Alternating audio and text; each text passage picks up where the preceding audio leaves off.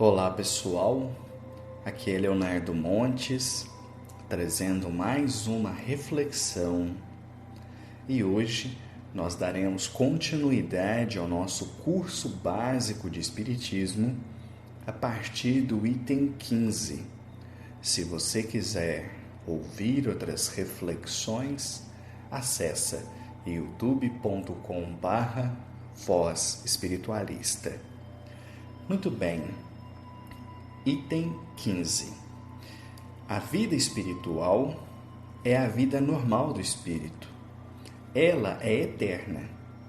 A vida corporal é transitória e passageira. Não é senão um instante na eternidade. Então, olha que interessante. Geralmente a gente tem uma opinião contrária.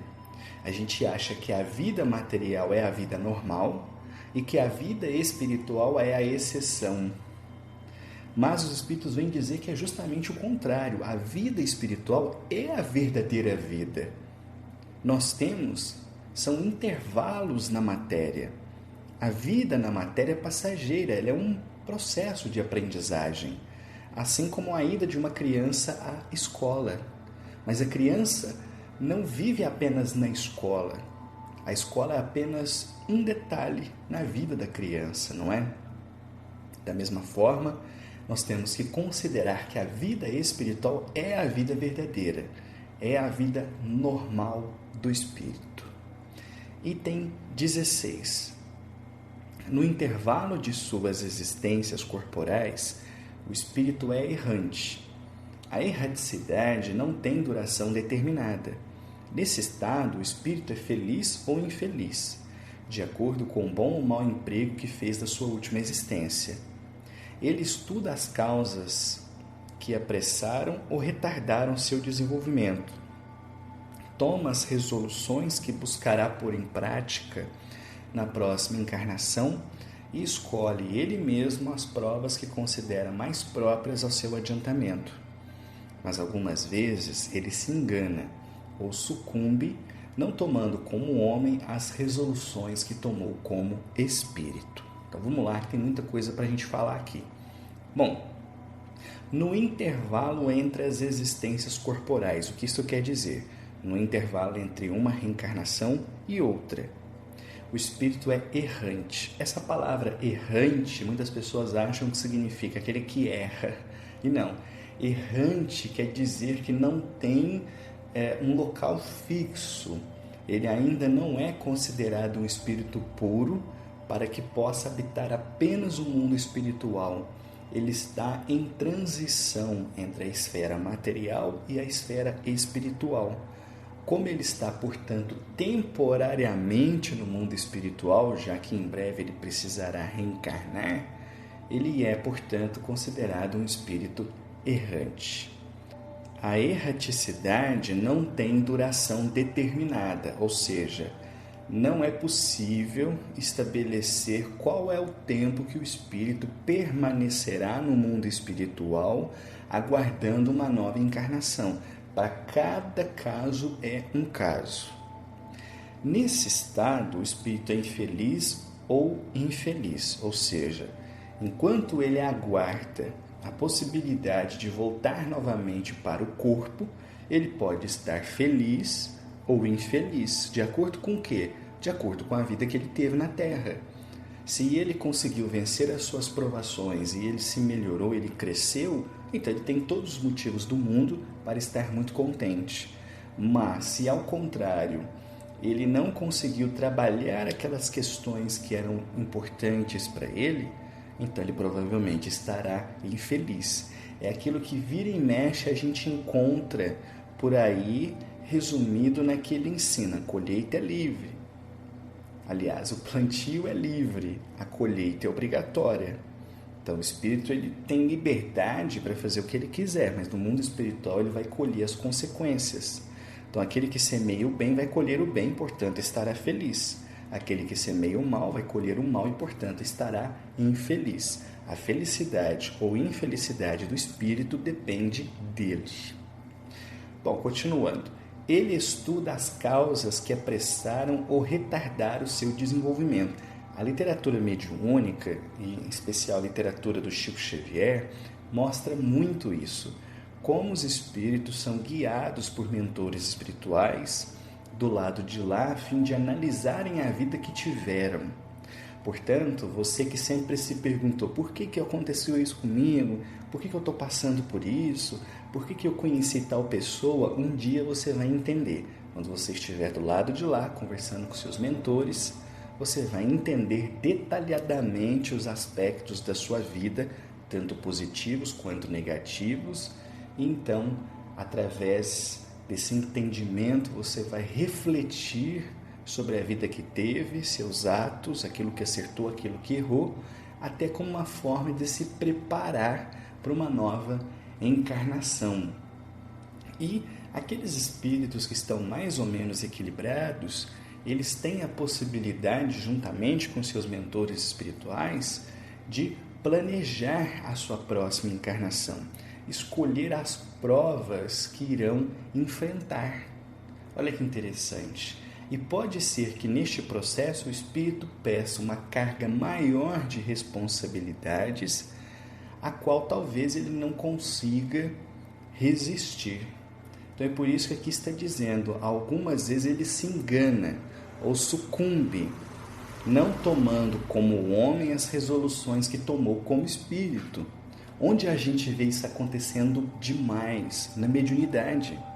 As pessoas vêm, têm um sintoma mediúnico, muitas vezes são informadas pelas entidades que têm sintoma mediúnico, que têm mediunidade, que isso foi acordado no mundo espiritual, mas chega aqui na Terra, ela quer viver, ela quer curtir, ela quer viajar, ela quer fazer tudo, menos trabalhar com a mediunidade. Então, às vezes, o espírito faz um planejamento, mas chegando aqui na Terra, tomando contato com a matéria e tendo seu livre-arbítrio para escolher os caminhos, ele escolhe se afastar da espiritualidade.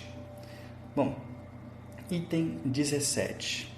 O espírito culpado é punido por sofrimentos morais no mundo dos espíritos e pelas penas físicas na vida corporal. Suas aflições são consequências de suas faltas, quer dizer, de sua infração à lei de Deus, de sorte que são ao mesmo tempo uma expiação do passado e uma prova para o futuro. É assim que o orgulhoso pode ter uma existência de humilhação, o tirano uma vida de servidão, o mal rico uma de miséria. Gente, é muito importante entender esse trecho. Então, vamos lá.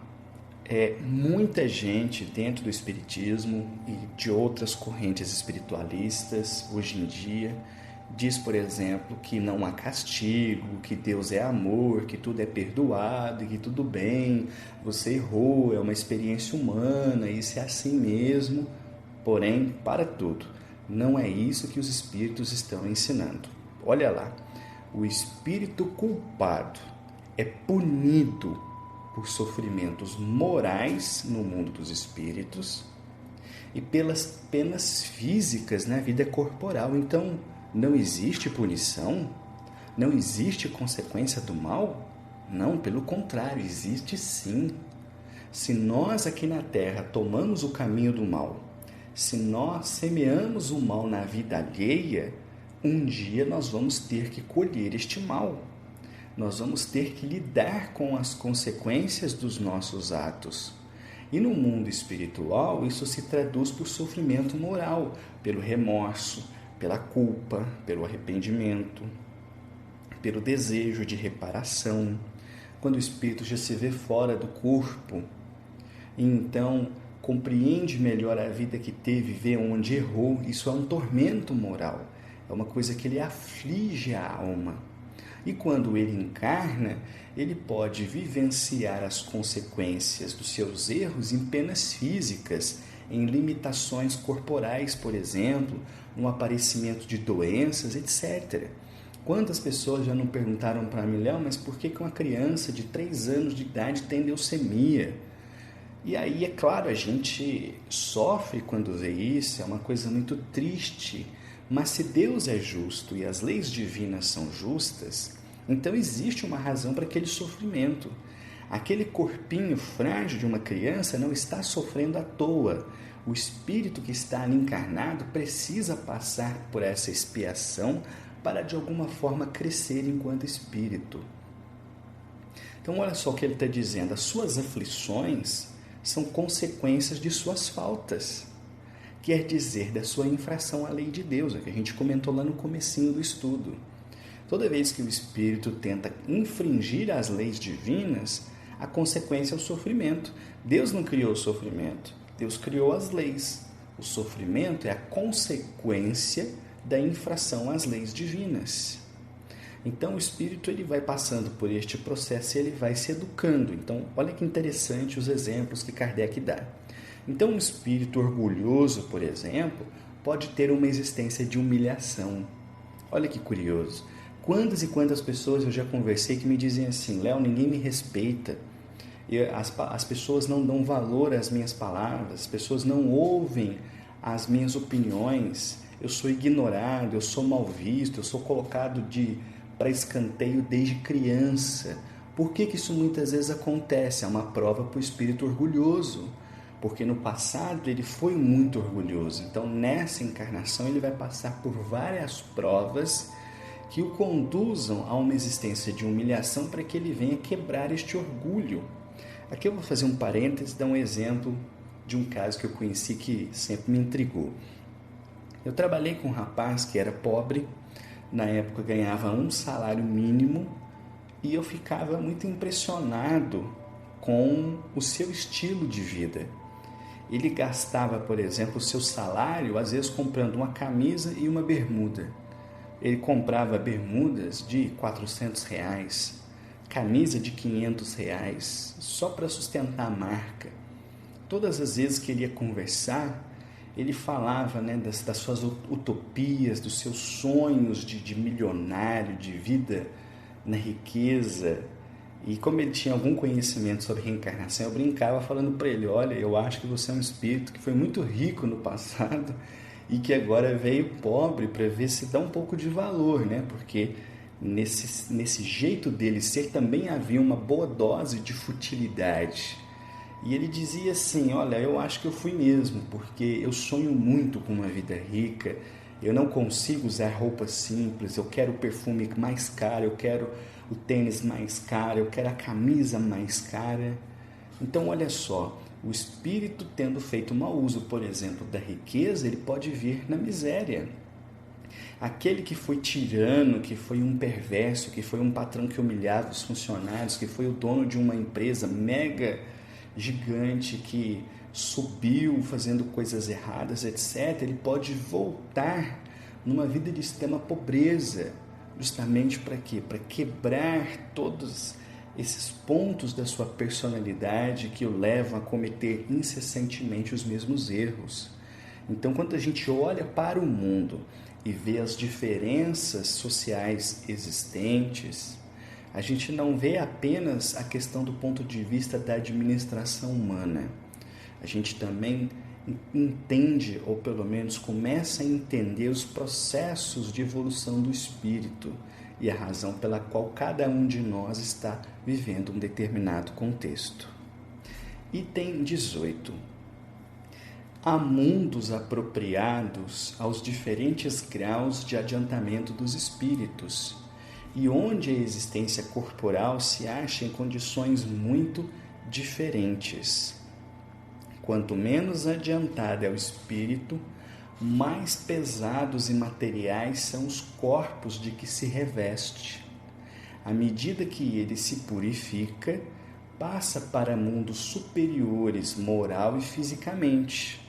A Terra não é o primeiro nem o último, mas um dos mais atrasados. Então, olha que interessante.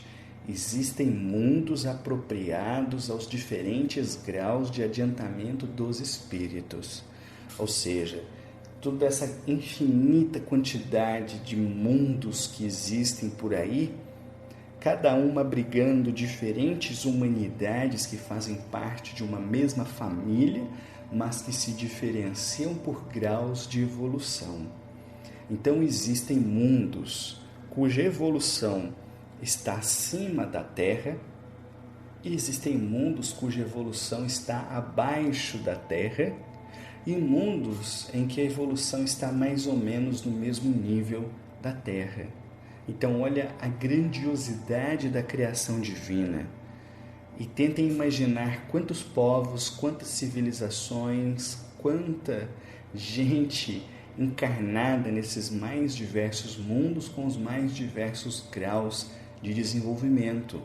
Agora, olha que ponto importante. Quanto menos adiantado é o espírito, mais pesados e materiais são os corpos de que se reveste.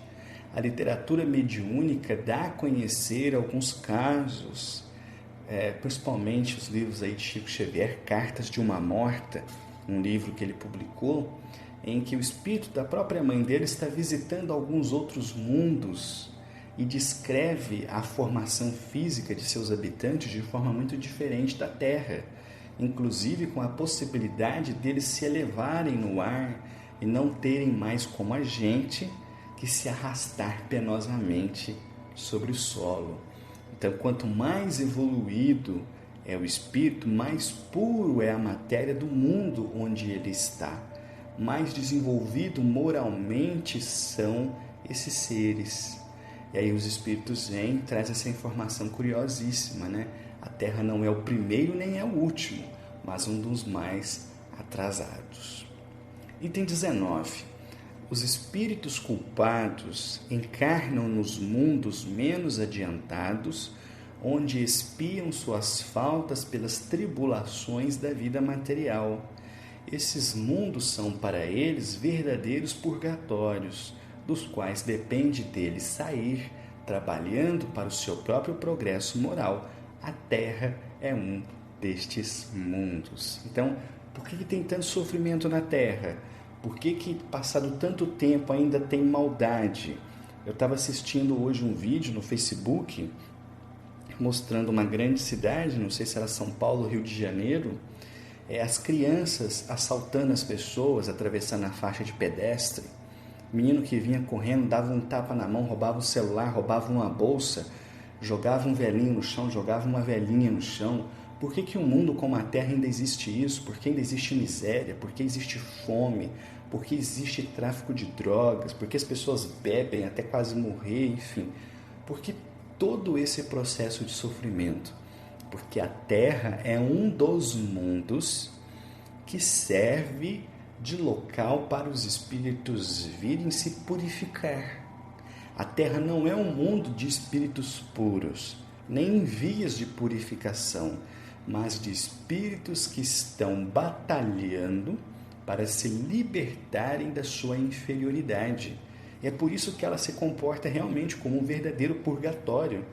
Está purgando, ou seja, é um mundo que serve de grande laboratório para que o espírito se despoje de tudo aquilo que é inferior e comece a buscar por aquilo que é superior e que um dia o colocará num outro patamar evolutivo. Então é por isso que a Terra é um mundo onde há muito sofrimento. Item 20. Deus, sendo soberanamente justo e bom, não condena suas criaturas a castigos perpétuos pelas faltas temporárias. Oferece-lhes sempre os meios de progredir e reparar o mal que elas praticaram. Deus perdoa, mas exige o arrependimento, a reparação e o retorno ao bem, de sorte que a duração do castigo é proporcional à persistência do espírito no mal. Por conseguinte, o castigo seria eterno para aquele que permanecesse eternamente no caminho do mal. Mas, assim que um sinal de arrependimento entra no coração do culpado, Deus estende sobre ele sua misericórdia.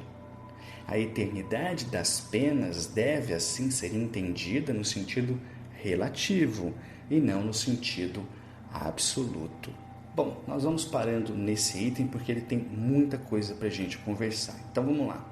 Deus é soberanamente justo e bom, a gente já falou sobre isso, e não condena suas criaturas a castigos perpétuos pelas faltas temporárias.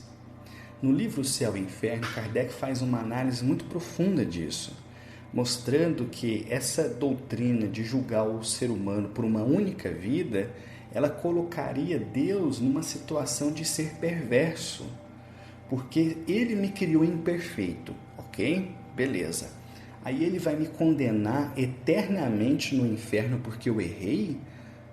Mas então por que não me criou perfeito? Assim eu não erraria e, portanto, eu não teria que ir para o inferno, não é verdade?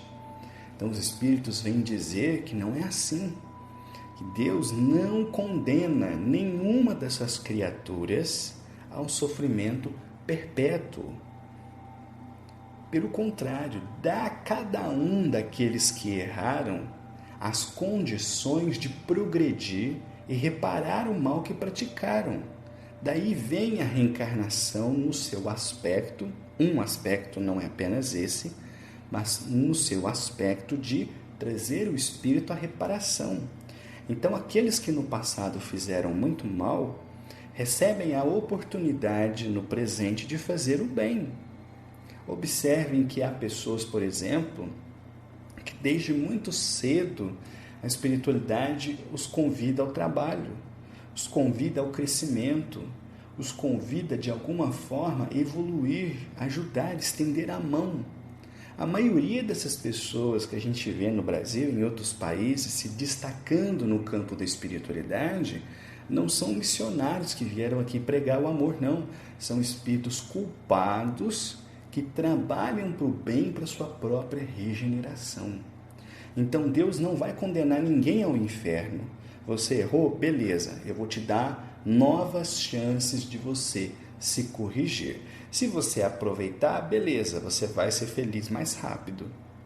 Mas se você não as aproveitar, então você vai sofrer por mais tempo. Então é por isso que ele diz, Deus perdoa, mas exige o arrependimento. Só o arrependimento? Então, ponto. Muitas doutrinas cristãs têm, a gente respeita, a gente não estou aqui falando contra, estou raciocinando a partir de. É muito fácil eu viver uma vida de crimes, eu cometer tudo quanto é tipo de atrocidade, chega no leito de morte, eu aceito Jesus, eu me arrependi, beleza, estou salvo, vou para o céu. Que maravilha, né? Mas os Espíritos dizem, não é assim. Deus perdoa e Ele exige o arrependimento, mas só arrependimento? Não, também há reparação e o retorno ao bem. Então aquele que erra, ele é perdoado? É, mas ele precisa reparar o mal que ele fez. Não basta ele simplesmente se arrepender, ele precisa tentar consertar o seu erro. Mas como se o passado já passou? Em novas oportunidades no presente e no futuro. Então o espírito retorna ao caminho do bem. Então o sofrimento, ele é proporcional à persistência do espírito no caminho do mal. Se o espírito encarnou, errou, sofreu, encarna, erra e sofre, encarna, erra e sofre, ele vai só aumentando a sua bola de neve de sofrimento. Mas chega um ponto em que ele se arrepende, que ele começa a se cansar. E aqui eu faço um parênteses, para quem tiver curiosidade nesse assunto, procura o livro Libertação, do Espírito André Luiz, por Chico Xavier. É muito bom sobre isso. Então, quando o espírito começa a se arrepender, Deus então oferece a sua misericórdia, dizendo, não há condenação eterna. Você errou, mas eu te perdoo. Você vai ter novas chances de acertar. Você precisa reparar o passado, voltar ao caminho do bem. É isso que Deus espera de nós. Esta é a sua misericórdia. Então não existem penas eternas. Elas duram apenas enquanto o espírito não se arrepende, não procura evoluir. Ora, quantas pessoas perguntam assim, mas o espírito vai para o umbral e como é que ele sai de lá? Ora, quando ele se arrepende verdadeiramente dos erros que ele cometeu. Quando o seu coração se abre à esperança, então Deus traz a misericórdia e ele então será socorrido e terá à sua frente toda uma grande estrada de recuperação, de regeneração e do bem. Eu vou parando por aqui. Até a próxima. Um abraço a todos.